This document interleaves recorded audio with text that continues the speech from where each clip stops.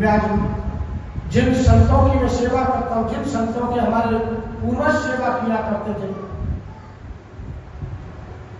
इन संतों की कृपा के बगैर कोई कार्य नहीं हुआ करता था। आज उसकी परीक्षित जाकर के सभी ऋषि के गले में सत्य डाल बेटे को मालूम पड़ी तो बेटे ने गुस्सा आ गया,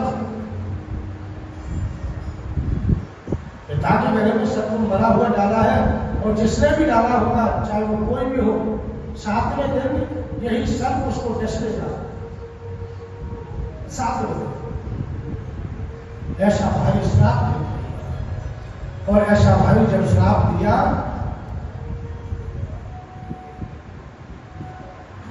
तो जैसे ही उसने ऋषि अपने पिता के पास आए तो पिता को मालूम पड़ा कि बेटे ने श्राप तो दिया है,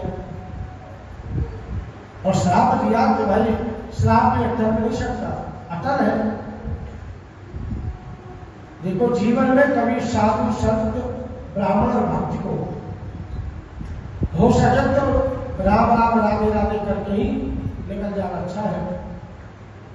अगर उनके सामने अगर तुम तर्क वितर्क या कोई गलत शब्दों का अगर प्रयोग करोगे तो ये नहीं मालूम किसी साधु संत ब्राह्मण और भक्त के मुख से निकली हुई वाणी कभी मिथ्या नहीं हो सकती।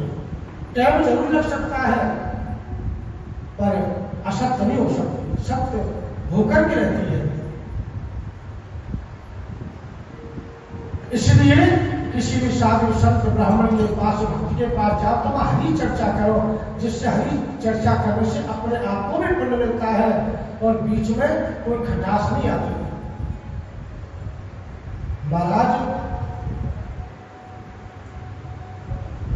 सभी ऋषि बोले कि भाई जा करके कैसे भी संदेशा पहुंचता है। भाई देखो अब उसको श्राप तो मिल गया है, अपने कोई उपाय कर सकता अपने लिए वो। महाराज उस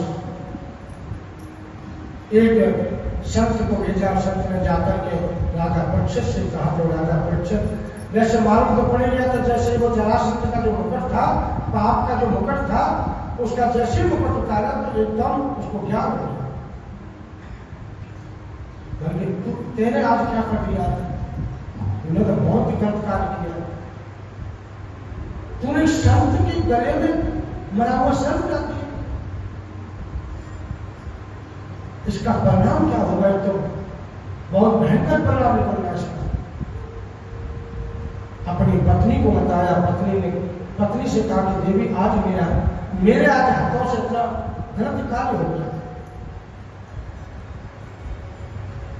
इतना बड़ा पाप दोष मैंने किया है, इसकी कभी भी कोई भी कल्पना भी नहीं कर सकता। और वो भी आज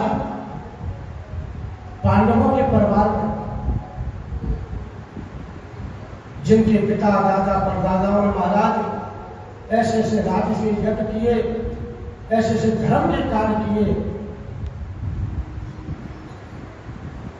और आज मेरे हाथों से पत्नी के नेत्रों में आंसू झलने लगे। राजा परीक्षित रोने लगे कि देखो आज हुआ। और मेरे जैसे पापी को इतना बड़ा पाप करने के बाद में भी मैं अपने पैरों से घर तक कैसे आ गया, मैं मृत्यु क्यों नहीं हुई रस्ते हुए। महाराज वहां संत महात्मा पहुंचे, संतों ने कहा राजन ऐसे ऐसे श्राप दे चुका आदमी को, अगर हो सके तो 7 दिन में अपनी कोई मुक्ति का कोई उपाय करो, कोई जीवन दान मिल जाए तो कुछ भी अपना मुक्ति का साधन देखो, अपने समय को व्यर्थ न करवाओ। एक पल आपका निकल नहीं जाए ये देखे वो। उसी समय राजा ने बगैर सोचे समझे, क्षण पर भी नहीं सोचा महाराज, उन्होंने महाराज बगैर सोचे समझे ही जितना राजपाट था चुटकी में त्याग दिया और अपने बेटे को राज्य दे दिया। कहा कि बेटा छोटा सा था, उसको मालूम ही नहीं थी राज्य कैसे चलता है। उन्होंने राज्य दे करके वहां से चल दिए, पूरे राज्य में ठोकर मार दी।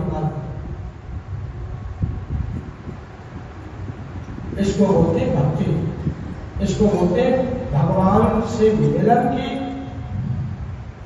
आस, उसको परमात्मा से मिलने की आस थी। मृत्यु हो उससे पहले मैं ऐसे कार्य करूं जिससे मुझे मेरे पास मृत्यु कभी आवे ही नहीं। आज का जीव है, कलयुग का जीव है। उस समय कलयुग शुरू हो गया था, राजा परीक्षित ने अपने मित्रों से देख लिया। पर आज का जीव ऐसा है कि महाराज भगवान के नाम से मुख बोलता है। क्यों? दो ही पहलू है, या तो पुण्य करने या पाप करने। जो जीव पुण्य करता है उसका रास्ता बड़ा ही सीधा और बड़ा सरल है।